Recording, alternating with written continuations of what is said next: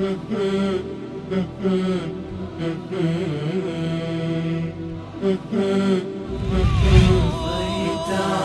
الحسن العبقى فالورد تضوع وتنقى حسن يا رب لنا الخلقا طهره فلا يحوي نزقا.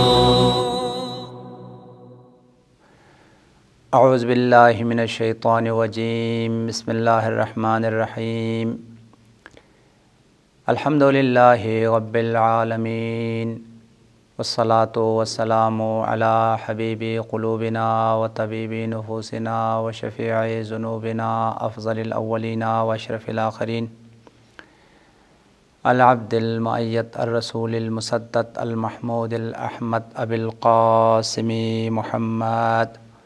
اللهم صل على محمد وآل محمد وعجل فرجهم وأهل بيته الطيبين الطاهرين المعصومين المظلومين الغر الميامين الذين أذهب الله عنهم الرجس وطهرهم تطهيرا. اللهم صل على محمد وآل محمد وعجل فرجهم. اما بعد فقد قال اللہ الحکیم فی محکم کتابہ ومتقن خطابہ. بسم اللہ الرحمن الرحیم. ومن یطع اللہ ورسولہ ویخش اللہ ویتقہ فاولئک هم الفائزون. وقال رسول اللہ صلی اللہ علیہ وآلہ وسلم افضل الجہاد ان یجاہد الرجل نفسہ وہواہ. مومنین کرام،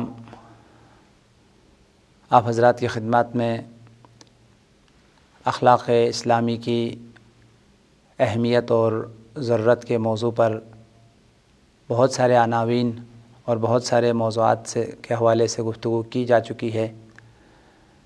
ان میں سے ایک اہم ترین جو موضوع گزشتہ درس میں آپ کی خدمت میں بیان کیا ہے وہ راہ تہذیب نفس، یعنی کس طریقے سے ہم اپنے نفس کو برائیوں سے، خامیوں سے اور اخلاقی رذائل سے پاک کریں، اور اخلاقی جو کمالات ہیں اور اخلاقی جو بلندیاں ہیں اور اخلاقی جو عظیم اقدار ہے ان کو کس طریقے سے اپنی نفس کا زینت اور اپنی وجود کا جو ہے وہ زینت قرار دیں. علماء اخلاق کی زبانی آپ کی خدمت میں بہت سارے طریقے اور بہت سارے اصول بیان کیے گئے ہیں، اور اسی سلسلے کو جاری رکھتے ہوئے آج بھی جو ہے تہذیب نفس حاصل کرنے کے جو طریقے ہیں وہ علماء اخلاق کی زبانی آپ کی خدمت میں بیان کرنا ہے. اور قرآن پاک نے بھی ہمیں نفس کے تزکیہ حاصل کرنے کے لیے جو طریقہ ہے اور جو اصول ہے، یا دوسرے لفظوں میں انسان کی جو سعادت اور خوشبختی کے جو عوامل ہے، کامیابی کے جو عوامل ہے، اور دنیا میں ہم کس طرح خوشبخت ہو سکتے ہیں، کس طرح ہم کامیاب ہو سکتے ہیں، اور دنیا میں ایک کامیاب زندگی بسر کرنے کے لیے کیا طریقہ کار اختیار کرے تو ہم کامیاب ہوں گے، خوشبخت ہوں گے، باعزت ہوں گے، سعادت مند ہوں گے. اور اسی طریقے سے اخروی زندگی میں کامیابی پانے کے لیے، سعادت پانے کے لیے اور سعادت ابدی اور ایک انتہائی پاکیزہ اور بلند ترین زندگی کو پانے کے لیے کیا کریں تو ہم خوشبخت ہوں گے، کامیاب ہوں گے، ان اصولوں کو، ان قواعد کو، ان ضوابط کو بیان کرتے ہوئے متعدد آیات میں جو ہے وہ ہماری رہنمائی جو ہے وہ کی گئی ہے. چنانچہ سورہ مبارکہ نور کی آیت نمبر 52 ہے، جس میں پروردگار عالم نے انسان کی سعادت کے لیے، انسان کی خوشبختی کے لیے اور انسان کی کامیابی کے لیے 4 اساسی اور بنیادی جو ہے وہ عوامل بیان کیے گئے ہیں. ان اساسی اور بنیادی عوامل کو، یا دوسرے لفظوں میں ان بنیادی اور اساسی صفات کو جو انسان پا لیتا ہے وہ خوشبخت ہے، وہ کامیاب ہے، وہ سعادت مند ہے. لہٰذا سعادت کے راہوں کو بتاتے ہوئے اور سعادت مند ہونے کے جو طریقے ہیں، جو راہ ہے، اس کو بیان کرتے ہوئے قرآن پاک سورہ مبارکہ نور کی آیت نمبر 52 میں 4 اصول بیان کیے گئے ہیں. وہ شخص جو ان 4 اصولوں کو اپنا لیتا ہے، یا دوسرے لفظوں میں ان 4 صفات کو پا لیتا ہے اور ان 4 صفات کو اپنی وجود اور اپنے نفس اور اپنی زندگی کا حصہ بنا لیتا ہے، وہ خوشبخت ہے، وہ کامیاب ہے۔ اللہ تعالیٰ نے ان 4 صفات سے متصف انسان کو خوشبختی کی خوشخبری سنایا ہے، اسے بشارت دی ہے۔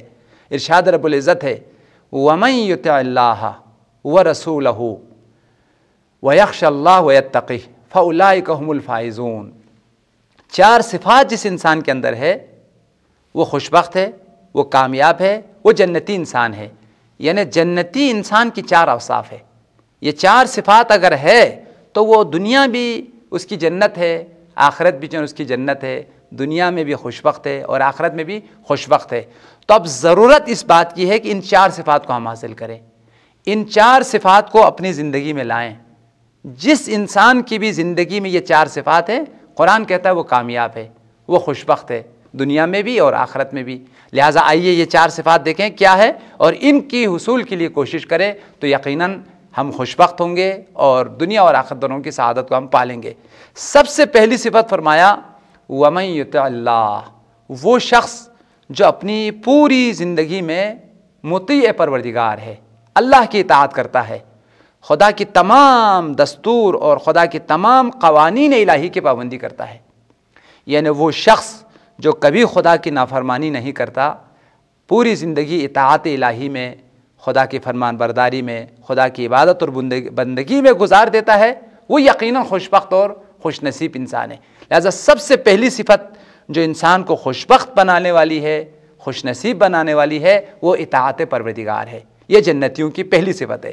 دوسری صفت وَمَن يُطِعِ اللَّهَ وَرَسُولَهُ، اللہ کی اطاعت کے ساتھ ساتھ اس کا جو نمائندہ ہے، اس کا جو رسول ہے، اس کا جو نبی ہے، اس نے جو انسانیت اور بشریت کی رہنمائی کے لیے، بشریت کی ہدایت کے لیے جو ہادی بھیجا ہے، جو رہبر بھیجا ہے، سرور کائنات کی ذات ختمی مرتبت، ان کی مکمل طور پر جو ہے وہ اطاعت کی جائے، ان کی تعلیمات پر جو ہے نا وہ عمل کرنے والا ہو۔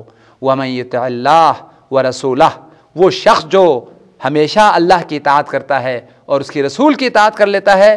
دوسری صفت اطاعت رسول، یعنی وہ انسان خوشبخت نہیں ہو سکتا، کامیاب نہیں ہو سکتا جو رسول کی تعلیمات کی مخالفت کرے، ان کی سیرت کی مخالفت کرے، ان کے اقوال کی مخالفت کرے، ان کی تعلیمات کی جو مخالفت کرنے والا انسان ہوگا اسے سعادت نہیں مل سکتی، وہ خوشبخت نہیں ہو سکتے۔ لہٰذا سعادت پانے کے لیے دوسری جو شرط ہے وہ رسول اللہ کی اطاعت ہے، وہ رسول اللہ کی پیروی کرنا ہے۔ اور تیسری صفت جو بیان کیا ہے وَيَخْشَ اللَّهَ، خوف خدا رکھتا ہو، خشیت الہی جو ہے وہ رکھتا ہو۔ یعنی جس شخص کے دل میں خوف خدا ہے، خدا کے عقاب سے، عذاب الہی سے جو شخص ڈرتا رہتا ہے، وہ اپنے آپ کو گناہوں سے بچاتا ہے، وہ اپنے آپ کو اخلاقی خامیوں سے بچاتا ہے، وہ اپنے آپ کو بد اخلاقیوں سے بچاتا ہے، وہ اپنی نفس کا جو ہے وہ اصلاح کر لیتا ہے۔ اس لیے وہ جانتا ہے کہ جو خدا نخواستہ اخلاقی خامیوں میں گرا ہوا ہو، بد اخلاق انسان ہو، بد کردار انسان ہو، جس کی کردار درست نہ ہو تو وہ جہنم میں چلا جاتا ہے۔ لہٰذا وہ خوف خدا سبب بنتا ہے کہ وہ اپنی نفس کی اصلاح کر لیتا ہے، اپنی عقیدے کی اصلاح کر لیتا ہے، اپنی کردار کی جو وہ اصلاح کر لیتا ہے۔ لہٰذا تیسری صفت جنتیوں کی وَيَخْشَ اللَّهَ، خوف خدا رکھنے والا، خشیت الہی رکھنے والا انسان ہو۔ اور چوتھی صفت جو سعادت اور خوشبختی کے لیے بیان کیا ہے قرآن نے وَيَتَّقِي، تقوی اختیار کرنے والا انسان ہو، یعنی وہ انسان متقی انسان ہو۔ یعنی سلیس لفظوں میں، سادہ لفظوں میں اگر ہم کہیں تو واجبات پر عمل کرنے والا ہے اور محرمات سے بچنے والا ہے۔ تقوی یعنی حضرت امام صادق سے کسی نے پوچھا تقوی کیا ہے تو مولا نے فرمایا کہ جن چیزوں کی دستور دیا گیا ہے ان چیزوں کو بجا لانا اور جن چیزوں کو خدا نے منع کیا ہے ان چیزوں اپنے آپ کو روکنا، یہ تقوی کا سلیس اور سادہ جو ہے وہ معنی ہے۔ لہٰذا وَيَتَّقِي، وہ انسان جو واجبات کی پابندی کرتا ہے، فرائض کو بجا لاتا ہے اور محرمات سے، معصیتوں سے، نافرمانیوں سے اور اخلاقی برائیوں سے، خامیوں سے اپنے آپ کو جو ہے وہ بچاتا ہے، اس انسان کے لیے خوشخبری قرآن سنا رہا ہے فَأُولَٰئِكَ هُمُ الْفَائِزُونَ۔ یہ جو صفات رکھنے والے افراد ہیں یہ یقیناً خوشبخت ہے اور فائزون میں سے، کامیاب ہونے والے انسانوں میں سے ہیں۔ لہذا کامیابی کے لیے، خوشبختی کے لیے جو اصول بیان کیے ہیں قرآن نے، سب سے پہلا جو اصل ہے اور بنیاد ہے وہ اطاعت پروردگار ہے۔ دوسرا جو اصل ہے اور بنیاد ہے وہ رسول اللہ کی اطاعت ہے۔ تیسری جو اساس اور بنیاد ہے وہ خوف خدا ہے۔ اور چوتھی جو بنیاد ہے وہ تقوی الہی ہے۔ لہٰذا ممکن نہیں ہے خوش بخت ہو جائے، خوش نصیب ہو جائے، سعادت مند ہو جائے اطاعت الہی کے بغیر، پیغمبر کی اطاعت کے بغیر، اور خوف خدا کے بغیر، اور تقوی الہی کے بغیر۔ لہٰذا وہ اصول جو قرآن نے ہمیں کامیابی کے لیے بیان کیے ہیں، یا دوسرے لفظوں میں ایک سعادت مند انسان کے لیے، ایک جنتی انسان کے لیے جو کردار خدا نے بیان کیا ہے، جو قرآن نے بیان کیا ہے، سب سے پہلے مطیع پروردگار ہو، مطیع رسول اللہ ہو، اور خوف خدا اس کے دل میں ہو، اور ساتھ ساتھ جو ہے وہ تقوی الہی رکھنے والا انسان ہو۔ اس کے لیے قرآن یہ خوشخبری سنا رہا ہے، فَأُولَٰئِكَ هُمُ الْفَائِزُونَ۔ یہ صفات رکھنے والے جو انسان ہوں گے، تاریخ کے کسی بھی دور کا انسان ہو، متقی انسان ہر دور میں کامیاب ہے، مطیع پروردگار ہر دور میں کامیاب ہے۔ کسی قوم کا انسان ہو، کسی نسل کا انسان ہو، عورت ہو، مرد ہو، جوان ہو، کوئی بھی انسان ہو، یہ صفات اگر کسی کے اندر ہے تو وہ خوش بخت ہے، وہ کامیاب ہے، دنیا میں بھی وہ کامیاب ہے اور آخرت میں بھی کامیاب ہے۔ اور اسی مطلب کو سورہ مبارکہ نازعات کی آیت نمبر 41 اور آیت نمبر 42 میں ایک طرف جہنمیوں کی کردار کو بیان کیا ہے، ان کی صفات کو بیان کیا ہے، اور دوسری طرف جو وہ جنتیوں کی صفات اور کردار کو بیان کیا ہے۔ جہنم میں جانے والوں کے کردار کو بیان کرتے ہوئے فرمایا وہ شخص جہنمی ہے جس نے اپنے نفس کو بے لگام چھوڑا ہوا ہے، جس نے اپنے نفس کو کنٹرول نہیں کیا ہے، گناہوں میں آلودہ کیا ہے، نفس کو خامیوں میں آلودہ کیا ہے، نفس کو برائیوں میں، رذائل میں اور اخلاقی کمزوریوں میں آلودہ کیا ہے، اور ساتھ ساتھ دنیا کے لیے سب کچھ کرتا ہے، آخرت پر اس کی فکر نہیں ہے۔ یہ شخص جہنمی انسان ہے۔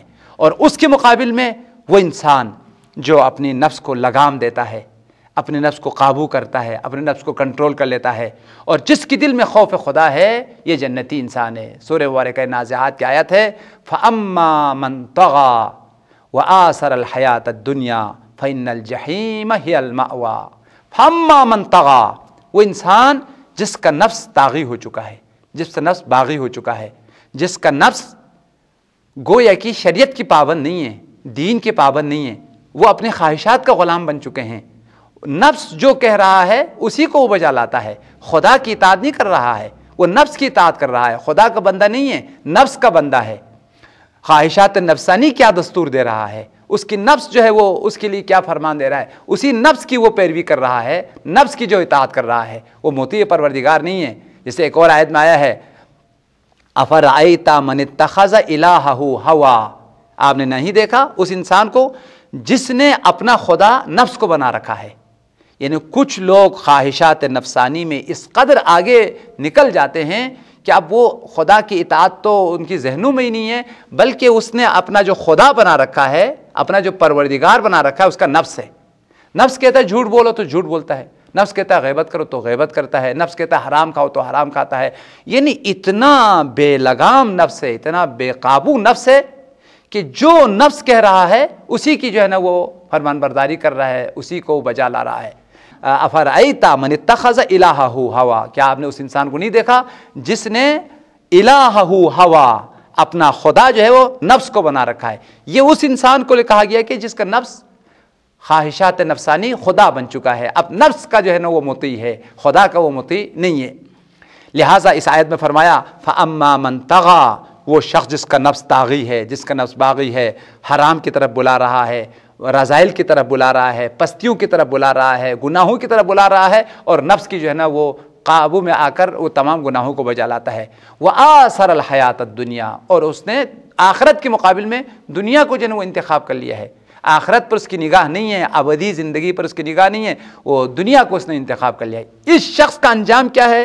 فَإِنَّ الْجَحِيمَ هِيَ الْمَأْوَىٰ، یہ شخص جس نے نفس کو لگام نہیں دیا ہے، جس نے نفس کو بے قابو چھوڑا ہوا ہے، وہ شخص جو نفس کا غلام بنا ہوا ہے اور دنیا کے لیے سب کچھ کرتا ہے، فَإِنَّ الْجَحِيمَ هِيَ الْمَأْوَىٰ، اس شخص کا جو ٹھکانہ ہے، اس شخص کی جو جگہ ہے وہ جہنم ہے۔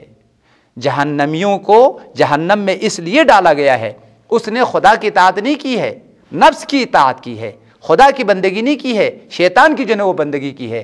دنیا میں پوری جو بشریت ہے، انسانیت ہے، دو حصوں میں بٹتا ہے۔ ایک وہ ہے جو بندہ خدا ہے، مطیع پروردگار ہے، مطیع رسول ہے، ان کے لیے وہ خوشخبری قرآن نے سنایا، جیسے سورہ مبارکہ یاسین میں آیا अलम आहद इलैकुम या बनी आदम अल्ला ताबुदु शैतान व अन अबुदूनी हाज़ा सिरात मुस्तकीम। ए बनी आदम, क्या मैंने तुमसे आहद नहीं लिया, क्या मैंने तुमसे वादा नहीं लिया, अल्लाह ताबुदु शैतान, कि तुम शैतान की बंदगी नहीं करना। शैतान तुम्हारे नफ्स की पैरवी कराएगा, शैतान तुम्हें गुमराह कराएगा, शैतान तुम्हें झूठ बोलने पर मजबूर करेगा, गैबत करने पर मजबूर करेगा, हराम खाने की जो है वो दावत देगा। अल्लाह ताबुदु शैतान, शैतान की बंदगी नहीं करना, वह अनी अबुदूनी, मुझ परवरदिगार की बंदगी करना। वह हाज़ा सिरात मुस्तकीम, ये है सिरात मुस्तकीम। लिहाजा अब दो रास्तों में बशर बढ़ जाते हैं। एक वो है जिसने शैतान की बंदगी की है, जो शैतान की बंदगी करने वाले हैं वो मुकम्मल तौर पर नफ्स का गुलाम बन चुका है। उसका जो आका है, उसका जो मौला है वो नफ्स है।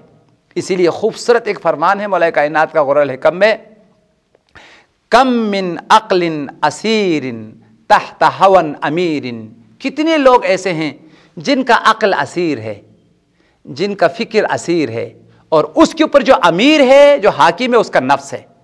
यानी एक मर्तबा नफ्स असीर है, नफ्स को काबू किया गया है, नफ्स को कंट्रोल किया गया है, और अक्ल के कहने पर, खुदा के कहने पर वो चलता है।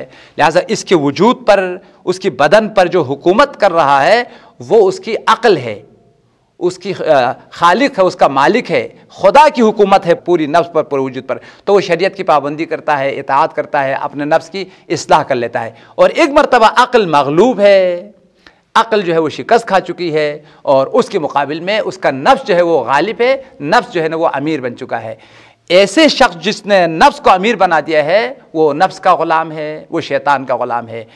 इस शख्स के लिए कुरान ने कहा फ़अम्मा मन तग़ा व आसरल हयात दुनिया फ़इन्नल जहीम हियल मावा, वो शख्स जिसका नफ्स तुग़यान पे उतर चुका है और मुखालिफतों पर, मासियतों पर उतर चुका है और दुनिया के लिए सब कुछ करता है, इस शख्स का अंजाम जहन्नम है। ये जन्नतियों की सिफ़ात कि जो नफ्स पे काबू नहीं करता।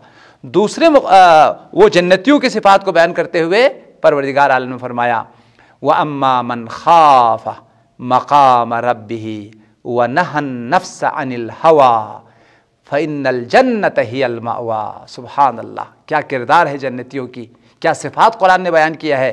व अम्मा मन खाफ़ मक़ाम रब्बिही, अम्मा वो शख्स जिसके दिल में खौफ खुदा है, खुदा की किबरियाई, खुदा की बुजुर्गी, खुदा की अज़मत, खुदा की जलालत और उसकी रुबूबियत और खालिकियत के सामने जबीन नियाज़ को झुकाता है, अपने जबी को खुदा के सामने झुकाते हुए सर तस्लीम खम होता है, और खौफ खुदा में उसके बदन कांपते हैं और इसका दिल जो है वह लरजता है।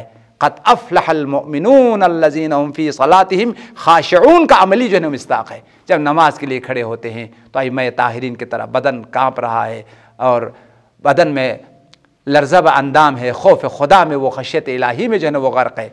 फ़अम्मा मन खाफ़, वो शख्स जिसके दिल में खौफ खुदा है, व नहन नफ्स अनिल हवा, और जिस शख्स ने अपने नफ्स को कंट्रोल किया है, जिसने अपने नफ्स को काबू किया है, व नहन नफ्स, नफ्स को रोका है, नफ्स को मना किया है, अनिल हवा, ख्वाहिशात नफ्सानी से, नाजायज़ ख्वाहिशात से नफ्स को जो है ना रोका है, इस शख्स का अंजाम क्या है।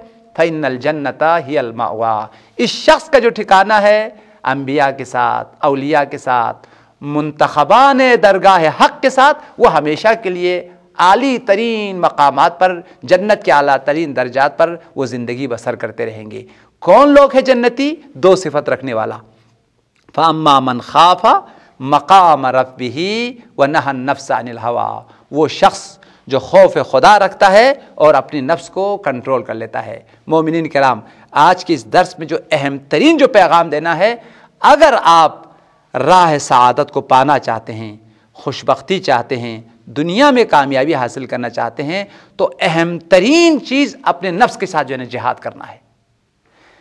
तमाम बुराइयों को दूर करने का जो तरीक़ा है, तमाम अखलाक़ी कमालात को जो हासिल करने का जो तरीक़ा है, वो नफ्स के साथ जो है वो जिहाद है।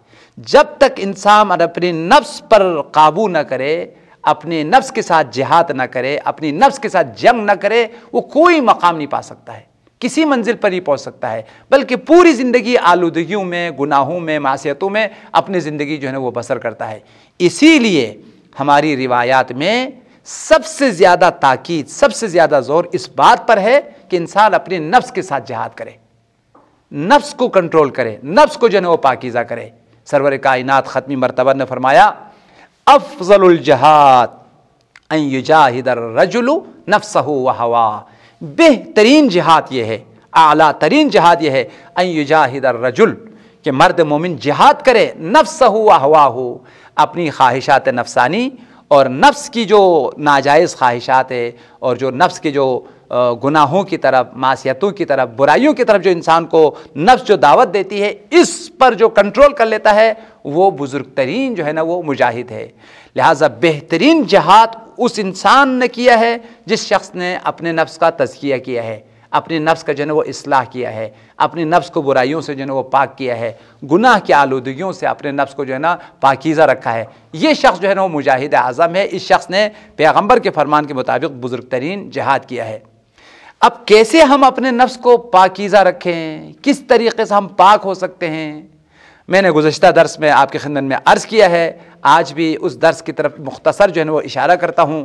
دیکھیں بہت ساری ہماری اخلاقی کتابیں ہیں جس میں بہترین اخلاق کو پانے کا اور بہترین تزکیہ پانے کا راستہ اور راہ ہمارے لیے بیان کیا گیا ہے۔ انہی کتابوں میں سے یہ کتاب ہے جس کا نام اخلاق اسلامی ہے، اور یہاں ایران حوزہ علمیہ قم کے بزرگ ترین شخصیتوں میں سے ہے ڈاکٹر حبیب اللہ طاہری۔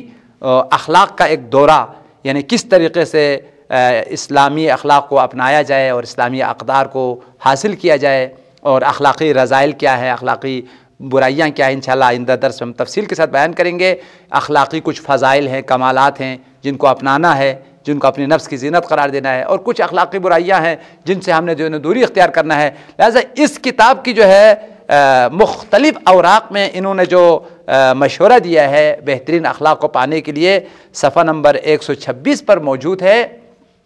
سب سے پہلے تو اس شخص کو اپنی برائیوں کی تشخیص دینے کے بعد، اپنی خامیوں کو تشخیص دینے کے بعد یہ عزم کر لینا چاہیے کہ میں اپنے آپ کو اخلاقی برائیوں سے پاک کروں گا، اس لیے کہ جتنی بھی اخلاقی برائیاں ہیں وہ بیماریاں ہیں، وہ انسان کی تباہ کن اور مہلک جو ہے نا امراض ہیں۔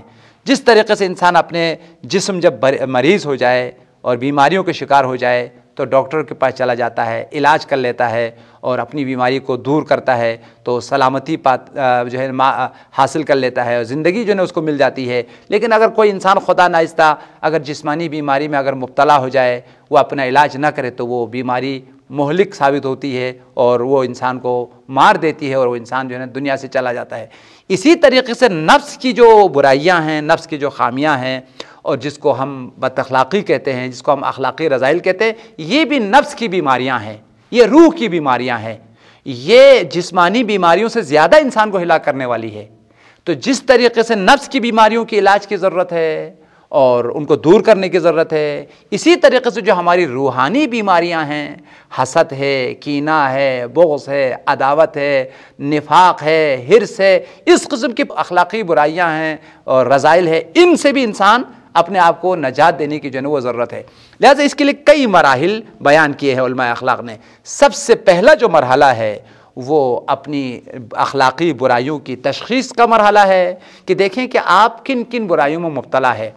اگر آپ واقعاً انصاف کے ساتھ اپنے نفس کو سامنے رکھیں گے تو آپ کو نظر آئے گا آپ کی جو برائیاں ہیں، آپ کی جو خامیاں ہیں، وہ واضح اور عیاں ہو کر آپ کے سامنے جو ہے وہ سامنے آتی ہے۔ مثال آپ کو پتہ چل جائے گا جب آپ اپنے نفس کی محاسبہ کریں گے یا جب آپ اپنے نفس پر غور کریں گے تو آپ کو معلوم ہوگا کہ آپ جھوٹ بولتے ہیں، آپ غیبت کرتے ہیں، آپ جو ہے خدا ناخواستہ تکبر کی بیماری میں آپ جو ہے مبتلا ہے، یا معاذ اللہ آپ حرص کی بیماری میں مبتلا ہے۔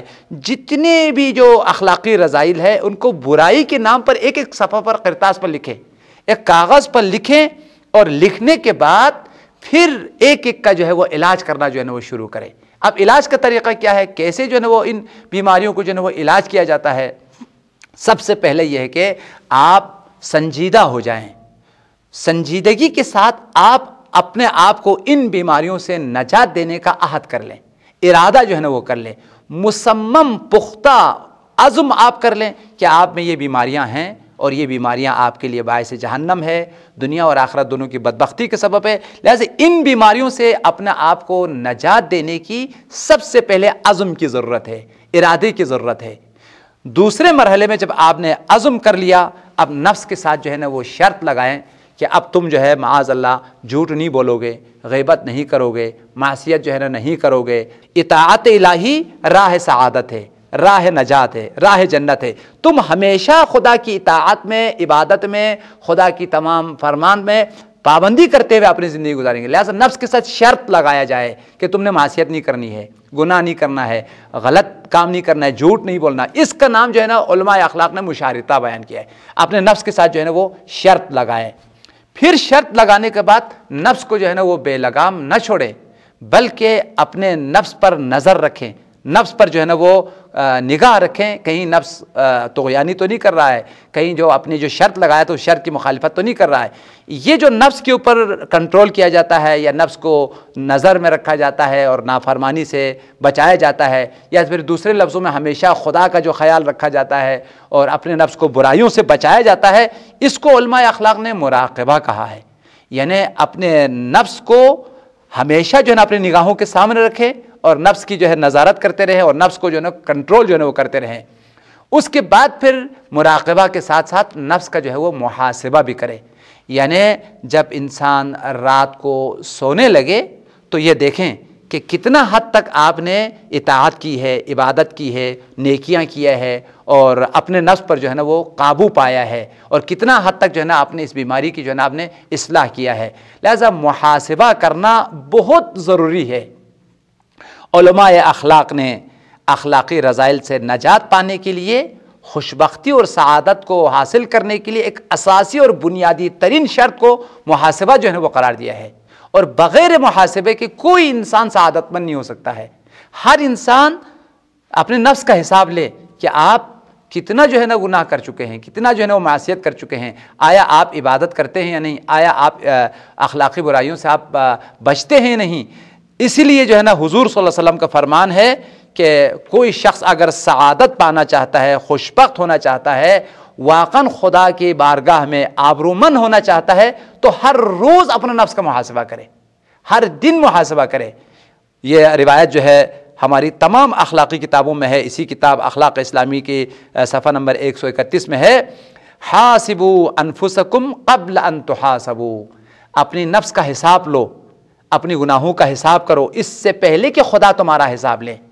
قیامت میں تمہارا حساب ہونے سے پہلے تم اپنا حساب لو کہ کتنا جو ہے نا تمہارے گناہ ہو چکے ہیں، معصیتیں ہو چکی ہے، آیا تم نے واجبات کی پابندی کیا ہے یا نہیں، آیا تم نے اپنے آپ کو اخلاقی رذائل سے نجات دیا ہے یا نہیں۔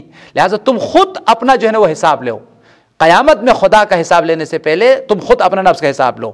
حاسبوا انفسکم قبل ان تحاسبوا وزنوا قبل ان توزنوا، اپنے نفس کو تولو۔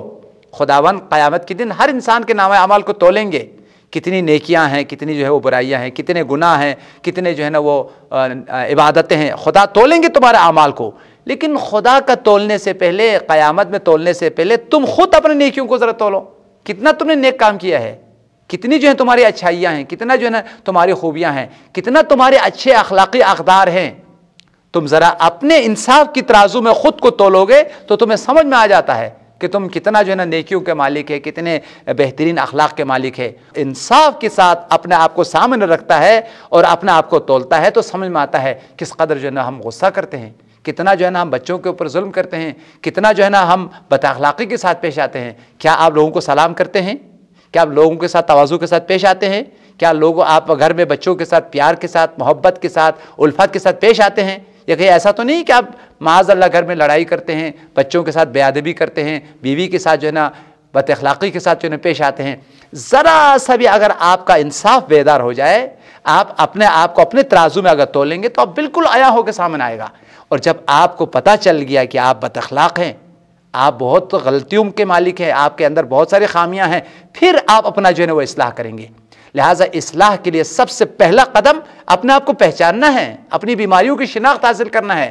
آپ اپنے آپ کو پہچانیں، پھر آپ جو ہے نا روزانہ اپنا جو ہے نا محاسبہ کریں، ایک ایک خامی کے جو ہے نا اصلاح کرتے ہوئے آگے گزرے۔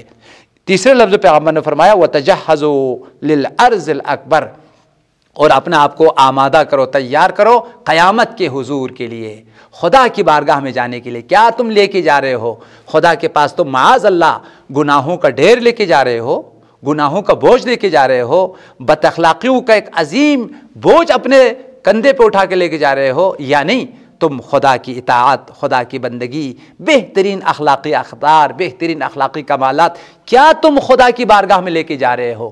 تجہزوا للعرض الاکبر، اپنے آپ کو آمادہ کرو اس دن کے لیے جس دن تمام بشریت خدا کے حضور میں کھڑے ہوں گے۔ یوم یقوم الناس لرب العالمین، تمام کی تمام بشریت اور انسانیت خدا کے حضور میں اپنے حساب کے لیے، اپنے اعمال اور اپنے کردار کا ریکارڈ پیش کرنے کے لیے خدا کے حضور میں کھڑے ہوں گے۔ اس وقت اگر پتہ چلا کہ تم بہت جھوٹ بولتے تھے، تم بہت غیبت کرتے تھے، تم بہت حرام کھاتے تھے، تم نامحرموں کی طرف نگاہ کرتے تھے، تمہارے پاس اخلاق کی بو تک نہیں تھی، تو یقیناً پھر بدبخت ہے، بد نصیب ہے، قد خواب من دساہا کا مصداق بن جائے گا، ناکام و نامراد ہوں گے۔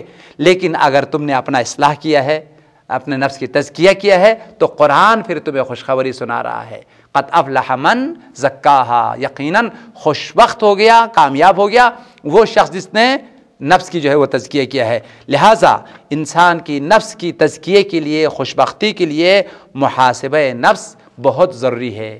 اب آپ کے لیے ہم نے جو اصلاح کے لیے راہ تہذیب جو ہے وہ بیان کیا ہے، سب سے پہلے آپ اپنی اخلاقی خامیوں کو اور برائیوں کو پہچانیں، اور پھر اپنے نفس کی اصلاح کرنے کے لیے پختہ اور مصمم ارادہ کر لیں، اور پھر اپنے نفس کی جو ہے برائیوں کو روکنے کے لیے نظارت کریں، جس کا نام مراقبہ کہا گیا ہے، اور پھر ہر شب اور ہر روز اپنا جو ہے نا وہ محاسبہ کرتے رہیں، اور محاسبہ کے نتیجے میں یقیناً جو ہے نا آپ برائیوں سے اور خامیوں سے جو ہے وہ نجات پائیں گے۔ اسی لیے مولا کائنات کا فرمان پر آپ کی زحمتوں کو تمام کرتا ہوں، مولا نے محاسبہ کرنے والوں کے لیے 4 فوائد بیان کیے ہیں، 4 جو ہے محاسبے کے آثار بیان کیے ہیں۔ مولا نے فرمایا من حاسب نفسہ سعیدہ، وہ شخص جو ہر روز اپنے نفس کے محاسبہ کرتا ہے وہ سعادت مند ہوتا ہے، کامیاب ہو جاتا ہے، یہ پہلا اثر۔ دوسرا اثر من حاسب نفسہ ربحہ، جو محاسبہ نفس کرتا ہے وہ فائدہ پا لیتا ہے، وہ خسارت سے، نقصان سے اپنا آپ کو بچا لیتا ہے۔ تیسرے جملے میں آیا ہے من حاسب نفسہ وقف علی عیوبہ، جو محاسبہ نفس کر لیتا ہے وہ اپنی عیوب اور خامیوں پر مطلع ہوتا ہے، برائیوں سے جو ہے وہ آگاہ ہوتا ہے۔ وَأَحَاطَ بِذَنبِهِ، اور اپنے نفس گناہوں کو کنٹرول کر لیتا ہے۔ وَاسْتَقَالَ الذُّنُوبَ وَأَصْلَحَ الْعُیُوبَ، اور روزانہ گناہ کم ہوتے آتے ہیں۔